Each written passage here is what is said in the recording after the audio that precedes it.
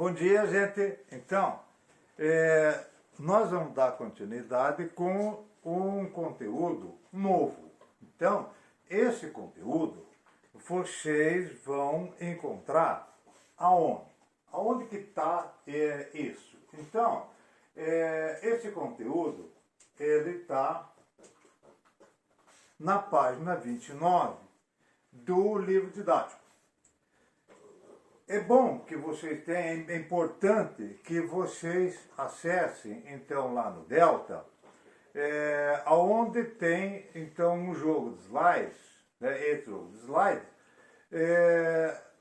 com o título de pré-aula, tá? Pré-aula. Por que eu estou falando isso?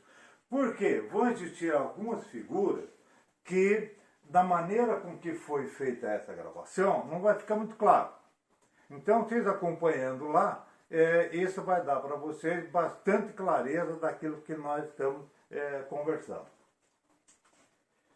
Veja bem, quando nós lidamos com a mecânica, nós lidamos então com três partes da mecânica. Essas três partes da mecânica, nós vamos lidar hoje com a dita cuja da cinemática. Então, é a respeito da cinemática que nós vamos conversar. Ora, o que significa cinemática? A cinemática, ela nos dá conta, então, do movimento. Mas que movimento?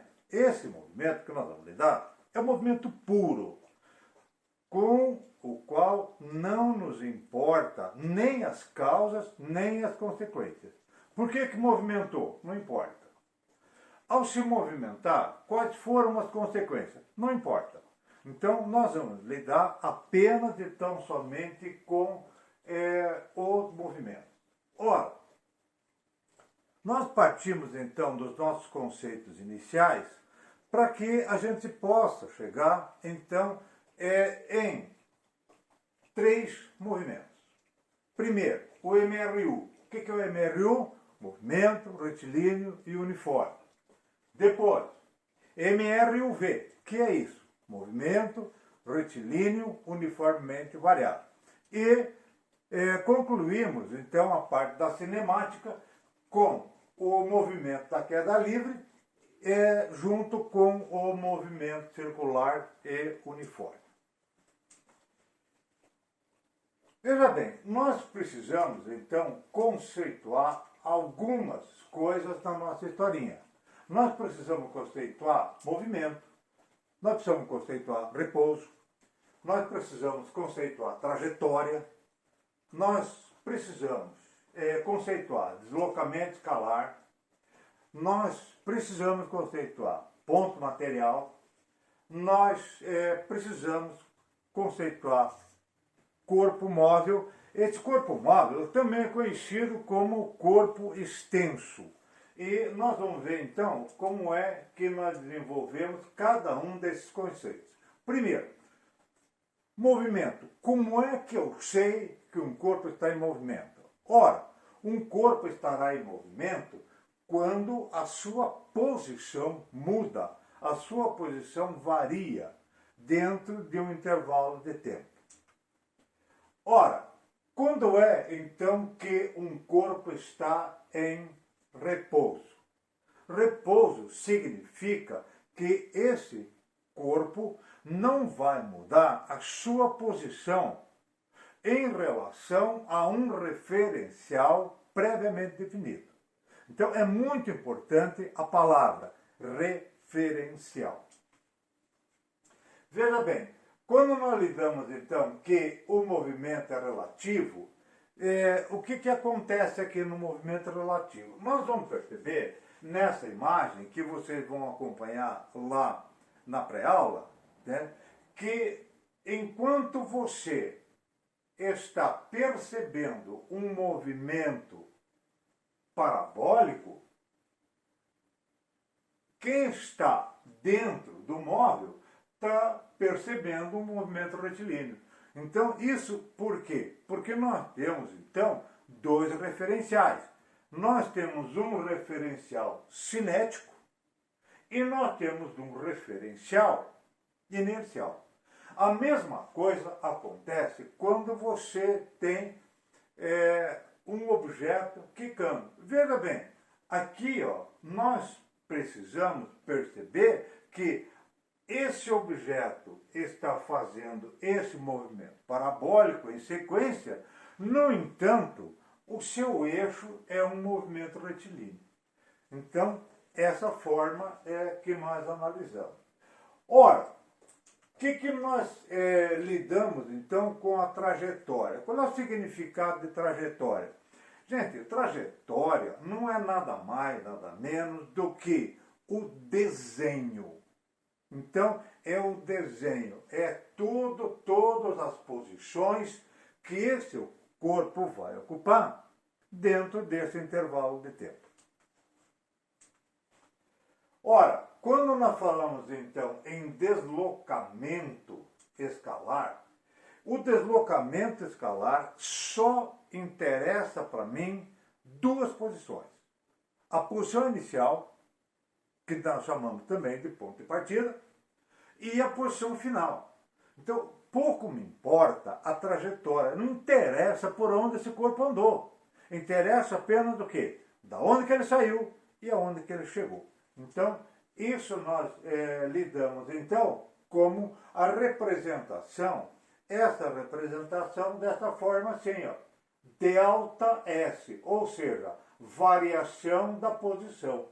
Então, analisamos então o que? Esse delta S aqui, ó, ele vai ser dado pela diferença da posição final e da posição inicial. Veja bem, quando nós falamos então em posição inicial, nós queremos dizer que é o lugar geométrico da onde o corpo iniciou o movimento. Não existe nenhuma obrigatoriedade que aonde o corpo inicia o movimento seja a origem das posições. Seja a origem das posições. Seja a origem das posições. Não necessariamente. Então, é isso que tem que acontecer. Ora, quando nós falamos também de deslocamento escalar, não é, então, a distância efetivamente percorrida. Nós temos que pensar nisso. O que é a distância percorrida? A distância percorrida é a medida da trajetória. Eu tenho que levar em consideração todos os pontos por onde o corpo passou. Ao passo que, quando a gente lida com o deslocamento, nós lidamos apenas com a posição inicial e final.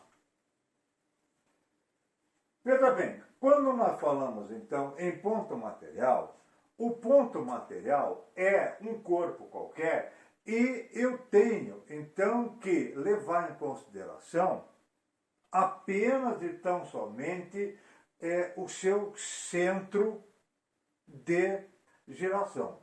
Então, apenas e tão somente o seu centro de gravidade. Apenas e tão somente o seu centro geométrico. Então, veja bem, nós vamos lidar, então, com um mesmo corpo, podendo ser considerado como um ponto material, né, ou um corpo móvel.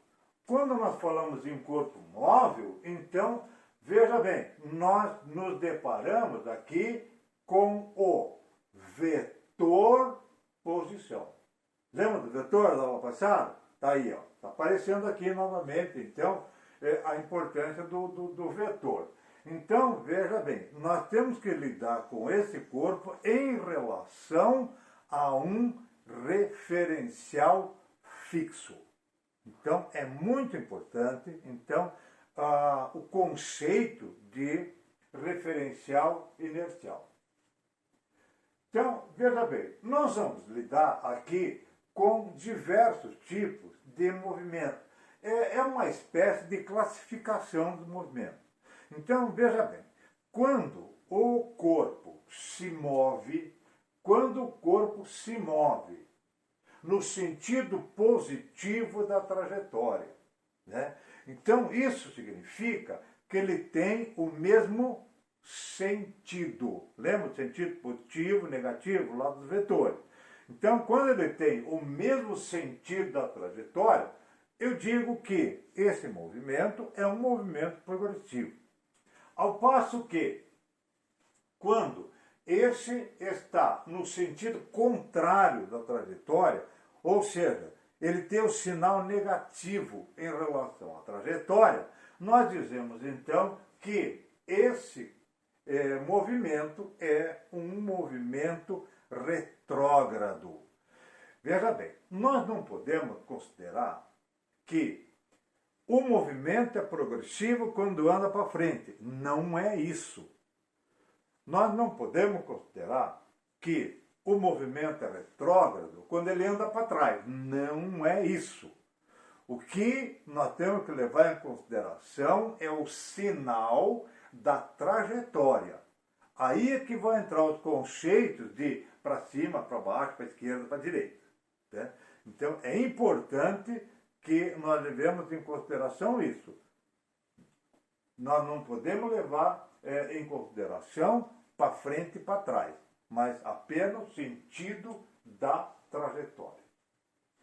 Veja bem, nós nos deparamos com alguns conceitos de velocidade. Desse conceito de velocidade, o mais importante de todos eles, esse é o mais importante, aquilo que nós chamamos então de velocidade média. Ora, o que significa a velocidade média? Ora, a velocidade média é o quê? É um quociente. O que é quociente? Quociente é uma divisão. A divisão entre quem? Entre o deslocamento escalar e o intervalo de tempo, colocado dessa forma assim. Então, veja, a velocidade média é igual a deslocamento escalar em relação ao intervalo de tempo. Então, veja bem, deslocamento escalar. Vocês vão ver que vai aparecer aqui agora, então, o nosso delta, ou a nossa variação.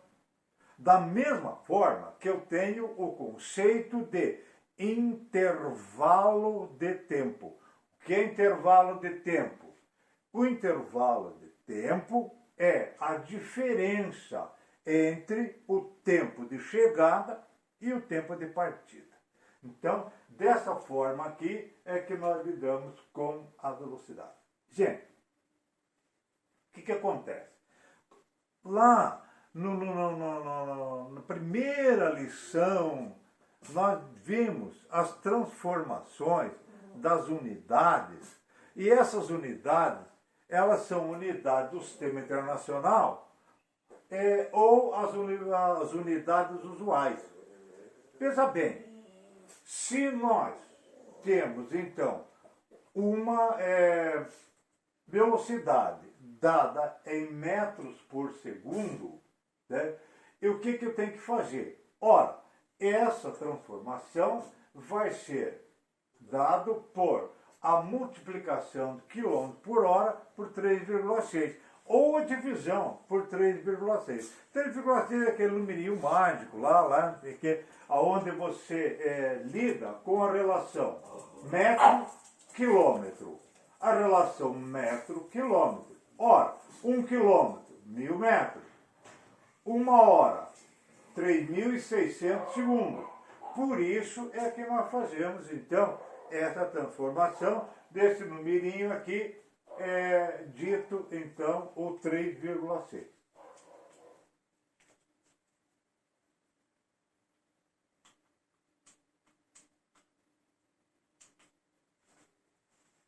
Então, com isso aqui, nós chegamos ao final, né, dessa nossa primeira aula, desse novo conteúdo. Né? Então,